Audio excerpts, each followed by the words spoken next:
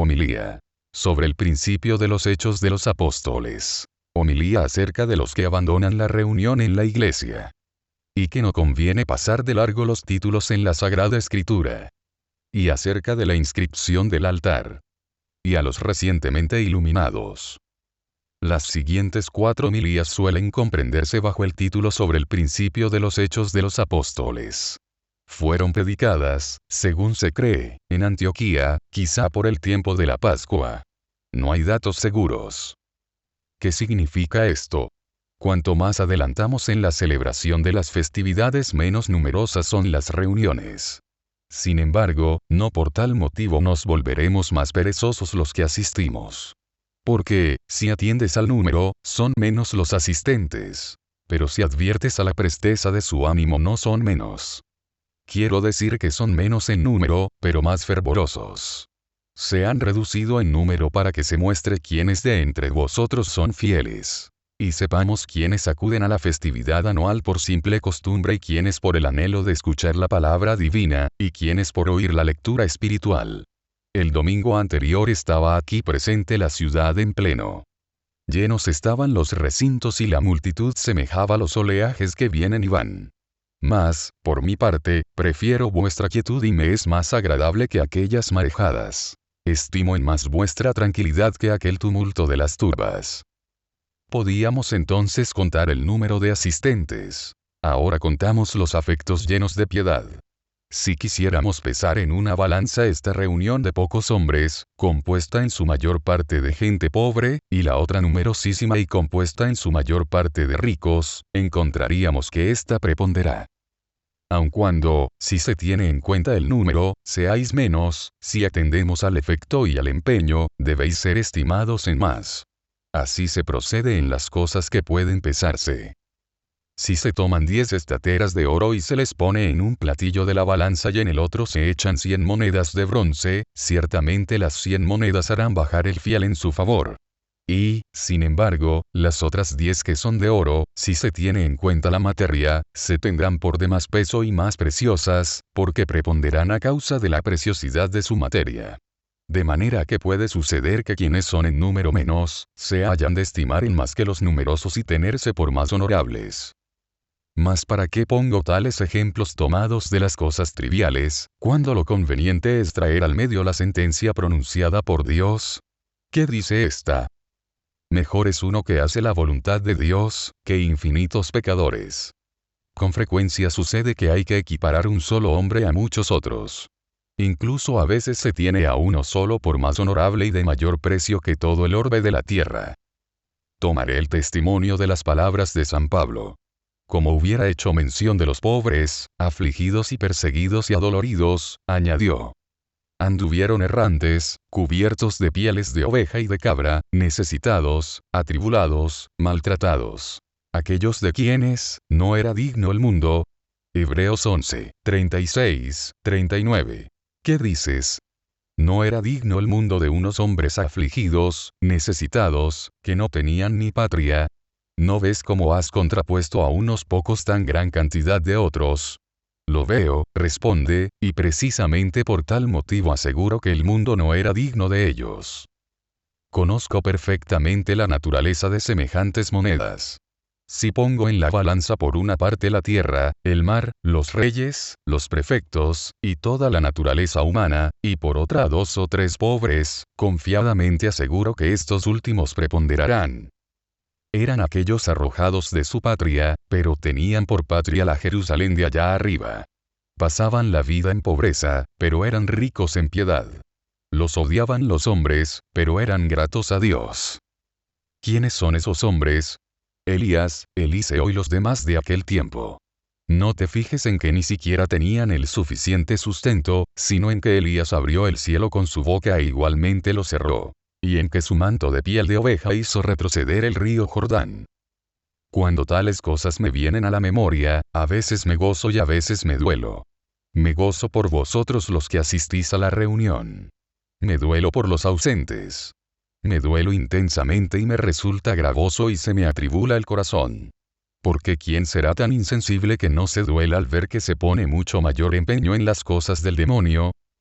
no nos quedaría esperanza de perdón ni excusa suficiente con solo que en tales cosas se pusiera un empeño igual. Pero cuando supera con mucho tal empeño en aquellas cosas que lugar a defensa puede quedarnos, todos los días nos solicitan los espectáculos, y nadie hay que vacile, nadie tardo en acudir, nadie que ponga como pretexto sus ocupaciones y sus negocios para no correr allá, sino todos se abalanzan como si no tuvieran negocio alguno ni cuidado, y estuvieran totalmente libres. Ni el anciano reverencia sus canas, ni el joven teme el ardor de la lujuria y de su propia naturaleza, ni el rico piensa que con eso cubre de oprobio su dignidad.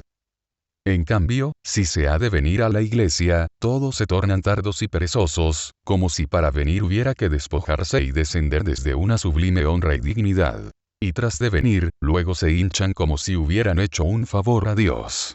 En cambio, cuando se apresuran al teatro en donde hay espectáculos lascivos y cantares impúdicos, no creen cubrir de vergüenza sus riquezas y sus títulos nobiliarios. Quisiera yo saber en dónde se encuentran ahora los que el día pasado perturbaban nuestra reunión. Porque su presencia trajo consigo un verdadero tumulto. Yo quisiera saber qué hacen ahora, y si se ocupan en algo más útil que lo que nosotros traemos entre manos. Más aún, no es ninguna ocupación la que los retiene por allá, sino solo el humo e hinchazón del orgullo. Pero hay algo más vano que eso. Pregunto. ¿Por qué, oh hombre, sientes de ti tan alta y soberbiamente? ¿Te parece que nos haces un favor si cuando acá vienes nos prestas tu atención y escuchas lo tocante a la salvación de tu alma?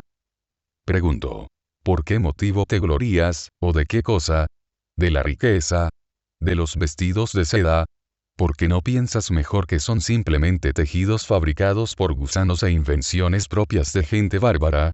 Los usan las meretrices muelles y los violadores de sepulcros y los ladrones. Advierte cuáles son las verdaderas riquezas y finalmente apéate de tu orgullo hinchado y vano.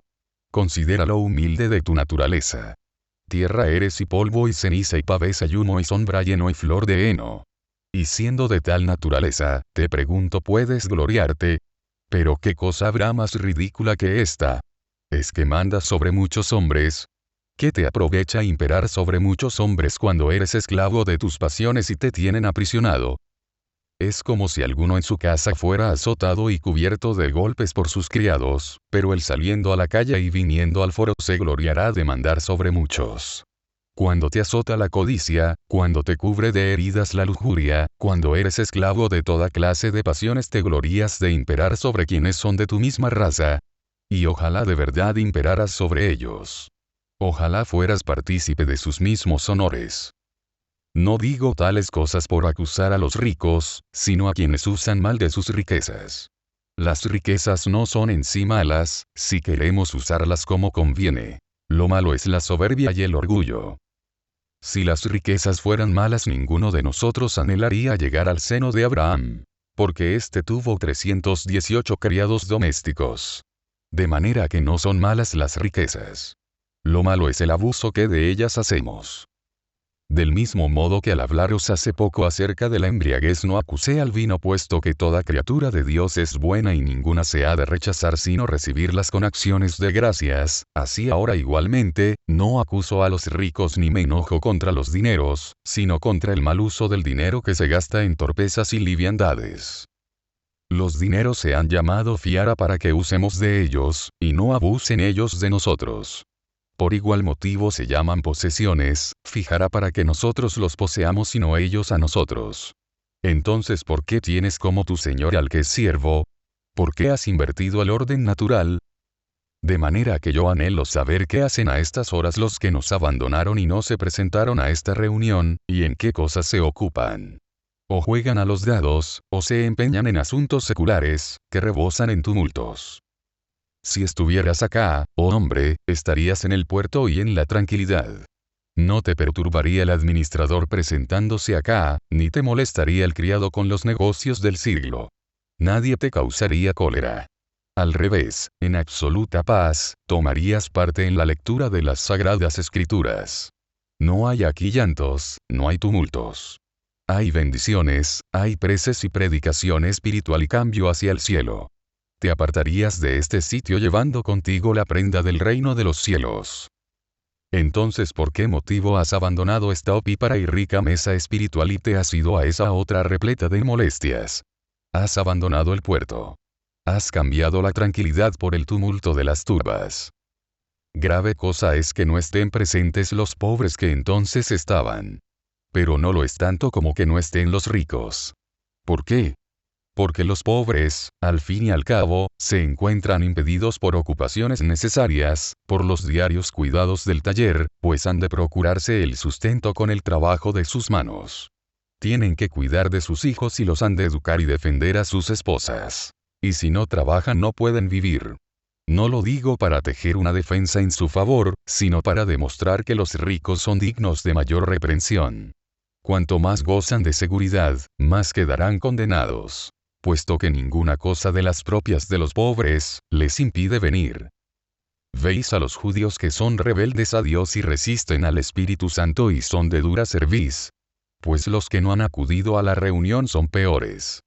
Si los sacerdotes les dicen que se ha de cesar en el trabajo durante 7 días o 10 o 20 o 30, no los contradicen. Y eso que nada hay tan molesto como semejante inacción. Cierran sus puertas, no encienden fuego, no acarrean agua, no se les permite hacer ningún otro menester ni trabajo. Sino, atados al descanso como con una cadena, en nada contradicen. Yo, en cambio, no impero tales cosas. No ordeno que te abstengas del trabajo durante 7 días ni 10. Únicamente que me proporciones 2 horas al día, y te guardes las demás. Y ni siquiera esas 2 me concedes. Ni es a mí a quien las has de conceder sino a ti mismo, para que saques algún consuelo con las oraciones de los prelados, y salgas de aquí colmado de bendiciones, y en todos sentidos vayas seguro, por haberte revestido las armas espirituales y haberte vuelto invencible e inexpugnable al demonio. Pregunto, ¿qué cosa habrá más deleitable que semejante ocupación? Aun cuando necesitaras pasar aquí 10 días completos, ¿qué habría más excelente? ¿Qué más seguro? Aquí en donde hay tantos hermanos, en donde está el Espíritu Santo, en donde está en medio Jesús juntamente con el Padre. ¿Qué otra reunión buscas que sea de semejante calidad? ¿Qué otro senado? ¿Qué otra junta? Llena está la mesa de tantos bienes. Lo mismo está la lectura de las sagradas escrituras y las bendiciones y las preces y la conversación con los santos. Y tú buscas otras reuniones y conversaciones. ¿De qué perdón serás tenido digno? Todo lo anterior lo he dicho no únicamente para que lo oigáis vosotros, pues no necesitáis de semejante medicina, ya que por las obras demostráis estar sanos, ya que obedecéis y con tan gran empeño demostráis vuestro cariño a las cosas santas. He dicho tales cosas para que de vosotros las escuchen los que no están presentes. Ni les vayáis a decir que solamente me ocupé en acusar a quienes no asistieron, sino referídles íntegro mi discurso desde su principio. Traédles a la memoria a los judíos y lo de los negocios seculares. Decidles cuánto más excelente es esta reunión. Hacedles ver cuán grande empeño ponen en los negocios seculares. Y cuán alta es la recompensa que espera a quienes acá se congregan. Si solo les decís que los acusé, los moveréis a ira y les abriréis una herida en vez de procurarles la medicina. En cambio, si les demostráis que yo no los acusé como enemigos, sino que me dolí de ellos como amigo, y llegáis a persuadirlos de que leales son las heridas de quien ama, más que los besos engañosos del que aborrece, recibirán la acusación con mucho placer, porque se fijarán no en las palabras sino en la intención del predicador. Curad en esta forma a vuestros hermanos. A nosotros toca dar cuenta de vosotros los que estáis presentes.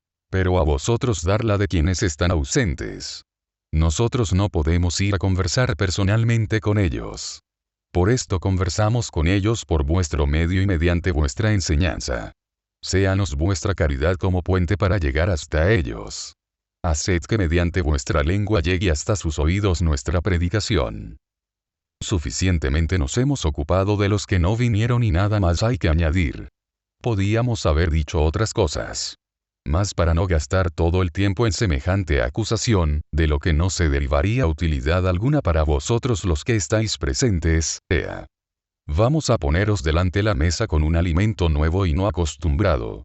Digo nuevo y no acostumbrado, teniendo en cuenta no la mesa espiritual, sino vuestros oídos. En los días anteriores explicamos las palabras del apóstol y del Evangelio, al hablar de Judas, y también explicamos lo referente a los profetas. Ahora vamos a hablaros de los hechos de los apóstoles. Y es el motivo por el que llamé insólito y desacostumbrado este alimento. Es decir, es acostumbrado en cuanto que pertenece a las Sagradas Escrituras. Pero es desacostumbrado porque vuestros oídos no están acostumbrados a esta narración. Por cierto, hay muchos que ni siquiera saben si existe el libro de los Hechos. Otros muchos lo han despreciado por creerlo demasiado claro y sencillo. De manera que para unos el conocerlo y para otros el ignorarlo, les resulta motivo de desidia. Vale la pena corregir la negligencia de unos y otros, a fin de que quienes ya lo conocen y creen claramente entenderlo y lo mismo los que no lo conocen, vean que hay en él sentencias oscuras y profundísimas. Ante todo, es necesario que sepamos quién escribió el libro, porque es el mejor orden en la investigación. Conocer si su autor es algún hombre o es Dios. Si es un hombre, para rechazarlo, puesto que dice el Señor: a nadie llaméis maestro sobre la tierra, San Mateo 23,9. Y si es Dios, para que lo recibamos y acatemos. En este último caso, el libro es del cielo y escuela nuestra. Tan alta es la dignidad de la presente reunión que no aprendemos nada de los hombres, sino de Dios mediante los hombres.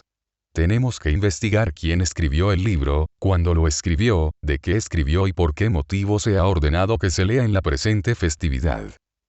Porque probablemente en todo el año no habéis oído que se lea. Saber también esto, es de provecho. Finalmente habernos de inquirir la causa de que lleve semejante título. Hechos de los Apóstoles. En verdad no deben pasarse a la ligera los títulos, y entrarse desde luego por el principio del libro, sino que hay que considerar antes que nada el nombre. Así como acá en nosotros, nos resulta más claro el conocimiento del cuerpo precisamente por la cabeza, de manera que la cara que está en la parte superior nos da más clara noticia, así el título puesto en la parte superior y como en la frente del libro, hace que el resto del escrito nos sea mejor conocido. ¿No advertís lo mismo aún en las imágenes?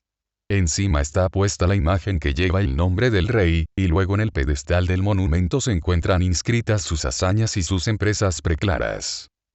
Lo mismo puede observarse en las Sagradas Escrituras. En la parte superior se encuentra dibujada la imagen del rey, más abajo están escritas sus victorias, trofeos y hechos preclaros. Lo mismo procedemos al recibir una carta. No la abrimos al punto ni nos entregamos enseguida a la lectura de su contenido, sino que primero recorremos la inscripción que lleva en el exterior, y por esta sabemos quién nos ha escrito y a quién viene dirigida la carta. Pues entonces no será cosa absurda que tanto empeño pongamos en los asuntos seculares y que no nos impacientemos ni perturbemos, sino que vayamos haciendo ordenadamente cada cosa, y en cambio acá en los negocios espirituales nos impacientemos y al punto nos lancemos a los comienzos del escrito.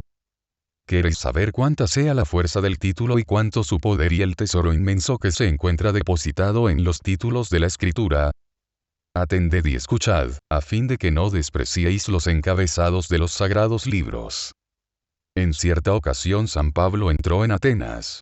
La narración del hecho se contiene en este libro, Hechos de los Apóstoles 17, 16, 32.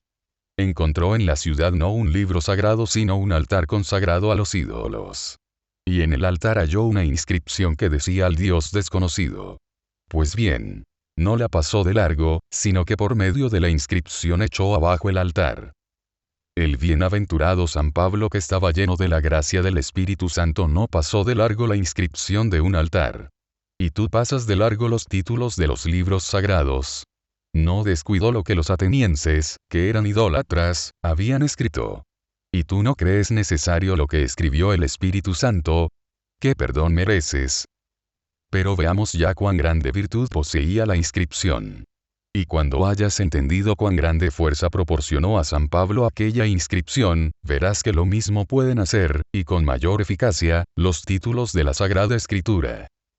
Entró San Pablo en la ciudad, encontró el altar con la dicha inscripción: al Dios desconocido. ¿Y qué hizo? Todos eran gentiles, todos impíos. ¿Qué convenía hacer? ¿Hablarles del Evangelio? Se habrían burlado.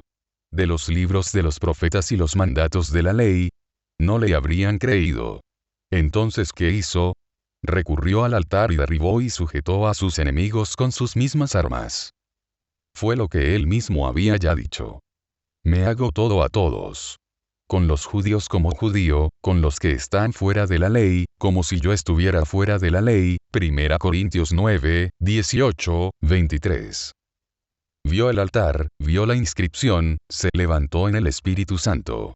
Porque tal es la gracia del Espíritu Santo. Hace que quienes la han recibido, de todo saquen ganancia. De tal calidad son nuestras armas espirituales. Porque dice: doblegando todo pensamiento a la obediencia de Cristo, vio el altar y no tuvo temor. Atrajo hacia sí al altar. O por mejor decir, haciendo caso omiso de la escritura material, le cambió el sentido. Cuando en una guerra un general observa a un soldado valeroso que combate en el ejército enemigo, va y lo toma por los cabellos y lo arrastra a su campamento y lo obliga a pelear en su favor. Pues del mismo modo San Pablo, como se encontrara con la inscripción en el altar, la pasó a su propio ejército como si hubiera topado con un milite enemigo, y la puso a combatir a su lado contra los mismos atenienses, a fin de que no fuera a herir a San Pablo juntamente con los atenienses. Porque tal inscripción era la espada de los atenienses y cuchillo de los enemigos. Pero precisamente este cuchillo fue el que cortó la cabeza de los enemigos. No habría sido San Pablo tan admirable si con sus armas los hubiera vencido, pues razonablemente hubiera sucedido tal cosa. Lo verdaderamente nuevo e insólito sucede cuando echamos sobre los enemigos sus propias armas como una máquina de guerra y les causa una herida mortal la espada que contra nosotros blandían. Tal es la virtud del Espíritu Santo. Así procedió en otro tiempo David. Salió al combate sin armas, para que se manifestara la gracia de Dios. Como si dijera: nada humano hay en esto, porque Dios lucha en nuestro favor.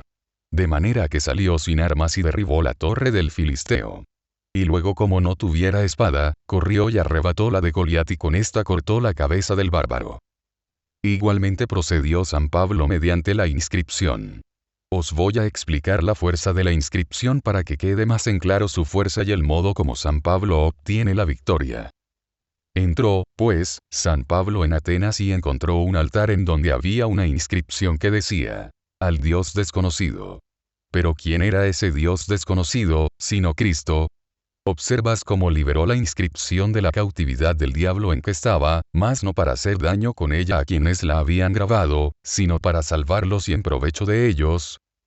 Preguntará alguno: ¿acaso los atenienses habían escrito aquello en referencia a Cristo? Si la hubieran escrito en referencia a Cristo, la cosa no habría sido tan admirable. Lo admirable es que habiendo ellos escrito una cosa, San Pablo la haya podido cambiar en otra. Vale la pena explicar primero por qué los atenienses escribieron ahí: al Dios desconocido. ¿Por qué lo escribieron? Tenían abundancia de dioses, o por mejor decir de demonios, puesto que todos los dioses de los gentiles son demonios. 1 Corintios 10, 20, 21. Los tenían patrios y extranjeros. ¿Observáis qué cosa tan de burla? Si es Dios, no es extranjero, puesto que es el Señor de todo el orbe. Bien. Tenían algunos dioses recibidos de sus padres y otros recibidos de las naciones vecinas, por ejemplo, de los escitas, tracios y egipcios. Si vosotros estuvierais versados en la erudición profana, os referiría todas sus historias. Pues bien, como no los habían recibido todos desde los principios, sino que poco a poco se les habían ido introduciendo, unos en tiempos de sus padres y otros en su mismo tiempo, se reunieron y dijeron: así como desconocíamos estos segundos dioses, puesto que hasta más tarde los recibimos y conocimos, puede suceder que exista algún otro que sea de verdad Dios y que nosotros desconocemos. Y que sin darnos cuenta lo descuidemos y no le demos culto. ¿Qué fue, pues, lo que hicieron? Levantaron un altar y le pusieron la inscripción: al Dios desconocido, para significar con esto que, si acaso existía algún otro Dios que aún no se les manifestara, también a éste le daban culto. ¿Observas la superstición excesiva? Pues por tal motivo San Pablo les dijo al principio: os veo en todo como más religiosos. puesto que dais culto no solo a los dioses conocidos sino también a los que aún no conocéis. Los atenienses habían escrito al Dios desconocido, pero San Pablo les dio la interpretación. Porque ellos se referían a otros dioses, pero San Pablo lo pasó a Cristo y así atrajo a su obediencia el sentido de la inscripción y la hizo colocarse bajo las órdenes de su propio ejército. Al que dais culto sin conocerlo, a ese os anuncio yo, les dice. Porque no hay otro Dios desconocido sino Cristo. Mira su prudencia espiritual. Enseguida le iban a oponer que, nuevos dogmas pones en nuestros oídos, en nuevas cosas te empeñas, nos traes un Dios que nosotros no hemos conocido. Pues para quitarles semejante novedad y manifestarles que no predicaba ningún Dios nuevo, sino al mismo que ya de antemano habían determinado dar culto, añadió y dijo, al que sin saberlo adoráis vosotros, a ese yo os lo anuncio. Como si les dijera, vosotros os habéis adelantado. Vuestro culto se ha adelantado a mi predicación. No me opongáis que venga a traeros un Dios nuevo. Yo no hago sino anunciaros al mismo a quien vosotros, sin saberlo, ya adoráis. Porque a Cristo no se le ha de erigir un altar como el vuestro, sino otro vivo y espiritual. Sin embargo, por medio de este altar puedo yo conduciros al otro. De modo semejante, anteriormente los judíos daban culto a Dios. Pero después se apartaron de aquel culto material y fueron conducidos al otro espiritual cuantos creyeron. ¿Ves la sabiduría de San Pablo y su prudencia? ¿Ves en qué forma los venció, no usando de las sentencias de los profetas ni del Evangelio, sino de la inscripción? No quieras, pues, carísimo, pasar de largo los encabezados de las Sagradas Escrituras. Si estás atento y vigilas, sacarás utilidad aún de lo que otros escribieron. Pero si eres negligente y perezoso, ni aun de las Sagradas Escrituras te aprovecharás. Quien sabe lucrar, de todo saca ganancia. Pero el que no sabe, aunque encuentre un tesoro se queda sin nada. ¿Quieres que te ponga delante otro argumento de cómo uno dijo un dicho en cierto sentido, pero luego el evangelista trajo y aplicó la fuerza de lo dicho a su propia intención? Atended para que veáis cómo también el evangelista trajo a los entendimientos cautivos a obedecer a Cristo. Y para que, advirtáis cómo, si podemos traer los dichos ajenos cautivos, mucho más podremos nosotros sacar provecho si negociamos con los propios. Era pontífice aquel año Caifás. Porque esto fue propio de la perversidad de los judíos. Manchar de tal manera la dignidad sacerdotal que el pontificado fuera venal, anteriormente no sucedía así, sino que el pontificado solo se terminaba con la muerte del pontífice. Pero en ese tiempo, aún viviendo lo despojaban de semejante honor. Siendo, pues, Caifás pontífice de aquel año, armó a los judíos contra Cristo y les decía ser conveniente que muriera. No por tener algo de que acusarlo, sino porque él se moría de envidia. Tal es la condición de los envidiosos. Tal el pago que suelen dar a los beneficios que se les hacen. Por tal motivo, declarando la causa de las asechanzas que le tendían a Cristo, dijo Caifás: conviene que muera un solo hombre y no que perezca toda la nación. San Juan 11:50. Pero mira la forma en que la fuerza de este parecer vino a favorecernos y se pasó a nuestro partido. Comprenderás cómo la sentencia ciertamente fue pronunciada por el sacerdote, pero su sentido pudo luego convertirse en espiritual. Conviene que muera un solo hombre y no que perezca toda la nación. Pero el evangelista añade: esto no lo decía por sí mismo, sino que, como fuera pontífice de ese año, profetizó que convenía morir Cristo no únicamente por los judíos, sino por todas las gentes. Por eso dijo: conviene que muera un solo hombre y no que perezca todo el pueblo. ¿Ves el poder de Dios y cómo obliga a las lenguas de los enemigos a hablar en favor de la verdad? Con lo dicho es suficiente, si es que lo recordáis, para que no pasemos de largo los títulos de la Sagrada Escritura. Ahora quisiera yo explicaros quién es el autor del libro, y cuándo lo escribió, y por qué motivo. Pero por de pronto, guardemos en la memoria lo dicho. Lo demás, si Dios quiere, os lo pagaremos mañana. Porque tengo determinado lo que resta de la predicación de hoy aplicarlo a los recién iluminados. Y llamo recién iluminados no a quienes hace 2 o 3 días o hace 10 han sido iluminados, sino a quienes lo han sido hace un año y más tiempo aún. Porque también a estos es necesario llamarlos así. Aunque pongamos sumo empeño en el cultivo de nuestra alma, todavía podemos ser recientemente iluminados, si conservamos la juventud que el bautismo nos confirió. No es el tiempo lo que constituye al recién iluminado, sino la vida limpia de pecado. Puede suceder incluso que apenas pasados 2 días pierdan la dignidad de semejante apelación los que no se guarden de pecado.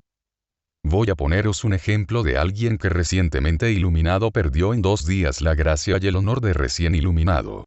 Y traigo el ejemplo a fin de que viendo a este caído pongáis en seguridad vuestra salvación. Es necesario que se os corrija y se os vuelva a la salud no solo con los ejemplos de quienes se mantuvieron en pie, sino también de los que cayeron vencidos. Simón el mago, dice la Escritura, Hechos de los Apóstoles 8, 4, 25, se había convertido. Y una vez bautizado no se apartaba de Felipe, lleno de admiración por sus milagros. Pero al cabo de unos pocos días, se tornó a su antigua perversidad y quería alcanzar con dinero su salvación. Pues bien, ¿qué le dijo Pedro a este recién iluminado? Veo que estás lleno de maldad y envuelto en lazos de iniquidad. Por tal motivo ruega al Señor que te sea perdonada semejante iniquidad. Aún no había entrado a la palestra y ya había sucumbido con una caída no digna de perdón. De manera que, así como tras de 2 días podemos caer y perder la apelación y gracia de recién iluminados, así podemos conservar este nombre venerando y esta realidad preciosa de la iluminación durante 10 y 20 años y hasta el fin de la vida. Lo testifica San Pablo, el apóstol, quien precisamente resplandeció sobre todo en su ancianidad. Puesto que no es esta juventud de la iluminación propia de la naturaleza, sino que está en nuestra potestad el ser ancianos o permanecer jóvenes. En lo corporal, aun cuando se ponga todo empeño, aunque no se deje piedra por mover, aunque nunca se aflija al cuerpo, aunque lo guarde alguno en su casa, aunque no lo quebrante con perpetuos trabajos y fatigas, a pesar de todo, por ley natural, envejecerá. Mas cuanto al alma no sucede lo mismo. Si tú no la arruinas, si no la atormentas con cuidados seculares y mundanas solicitudes, retendrá perpetuamente su juventud y la conservará intacta. ¿No ves las estrellas fijas en el firmamento? Hace ya 6000 años que mandan su luz, y ninguna se ha oscurecido en lo más mínimo. Si pues en las cosas naturales la luz ha permanecido así tan joven y viva, en las de la voluntad no podrá permanecer igual a sí misma y tal como el principio brillaba. Más aún, si queremos, no solo permaneceremos iguales, sino que nuestra luz se tornará más espléndida, hasta el punto de emular a los rayos mismos del sol. ¿Quieres ver en qué forma podemos durante largo tiempo ser recientemente iluminados? Oye con qué palabras habla San Pablo a quienes habían sido iluminados mucho tiempo antes. Entre los cuales aparecéis como antorchas en el mundo, llevando en alto la palabra de vida, para gloria mía. Os habéis despojado de la antigua vestidura ya desgarrada. Se os ha ungido con el óleo espiritual. Habéis sido liberados todos. Que nadie se torne a la primitiva esclavitud. Todo esto es como una guerra y certamen. En un certamen no toma parte ningún esclavo, ningún siervo. Si se descubre que es esclavo se le castiga y excluye del catálogo del ejército. Ni es semejante costumbre exclusiva de nuestra milicia, sino común con los certámenes olímpicos. Una vez que los atletas han pasado en la ciudad 30 días, se les lleva en torno por los suburbios, y estando presente la multitud, el pregonero clama: ¿hay alguien que acuse a este hombre? De manera que removida toda sospecha acerca de su condición servil, finalmente es admitido a la palestra. Pues si el demonio para sus certámenes no admite a los esclavos como tú, hecho esclavo del pecado, ¿te atreves a entrar en el certamen de Cristo? Allá clama el pregonero: ¿hay alguien que acuse? Acá en cambio, no clama así Cristo, sino que, aun cuando todos acusen al reo antes del bautismo, él dice: yo lo recibiré en mi servicio y lo libraré de la esclavitud. Y una vez liberado lo presentaré en la palestra. ¿Observas la benignidad del que preside los certámenes? No investiga la vida precedente. Solo exige cuentas de lo que luego va a seguirse. Cuando eras esclavo tenías infinitos acusadores. La conciencia, los pecados, todos los demonios. Cristo dice: ninguno de tus acusadores me ha irritado en contra tuya, de manera que yo no te he juzgado indigno de mis certámenes. sino que te he admitido a la lucha, no por tu dignidad, sino por mi benignidad. Permanece en el estadio y combate, ya sea en la carrera, ya en el pugilato o en el pancracio. Y no pelees escondido ni en vano y sin objetivo. Oye lo que hizo San Pablo. En cuanto salió del bautismo comenzó al punto a combatir y a predicar afirmando que este es el Hijo de Dios. Y ya desde el día primero confundía y refutaba a los judíos. ¿No puedes tú predicar, ni tienes la ciencia del Evangelio? Pues enseña mediante tus obras y conversaciones, y con el brillo de tus procederes. Porque dice Cristo: así luzca vuestra luz delante de los hombres, para que, viendo vuestras buenas obras, glorifiquen a vuestro Padre que está en los cielos. San Mateo 5, 16. ¿No puedes confundir con tu palabra a los judíos? Confúndelos con tu modo de vivir. Haz que los gentiles se conmuevan e inclinen a creer mediante tu cambio de vida. Si ven al que era lascivo, perverso, desidioso, corrompido, cambiar de pronto. Y que una vez que ha cambiado por la gracia, también muestra su cambio en el modo de vivir, no quedarán confundidos y dirán lo que del ciego decían los judíos. Es él. No es él. De verdad es el mismo. Semejantes palabras son propias de hombres que han quedado confundidos. Dudar de un hombre que les es conocido, discutirlo, no creer a su propia conciencia ni a sus propios ojos, significa estar confundidos. Aquel ciego echó de sí la ceguedad corporal, tú echa la espiritual. Él miró hacia el sol sensible, tú mira al sol de justicia. Ya conociste al Señor. Procede en forma digna de tal conocimiento, para que logres conseguir el reino de los cielos, por gracia y benignidad de nuestro Señor Jesucristo, por el cual, y con el cual sea al Padre la gloria, el honor y el imperio juntamente con el Santo y vivificante Espíritu, ahora y siempre y por los siglos de los siglos. Amén. Si te gustó el video, te invitamos a suscribirte a nuestro canal para que sigas recibiendo la verdadera doctrina católica, apostólica, romana, tradicional y sedevacantista, cuyo último papa fue Pío XII. Gracias.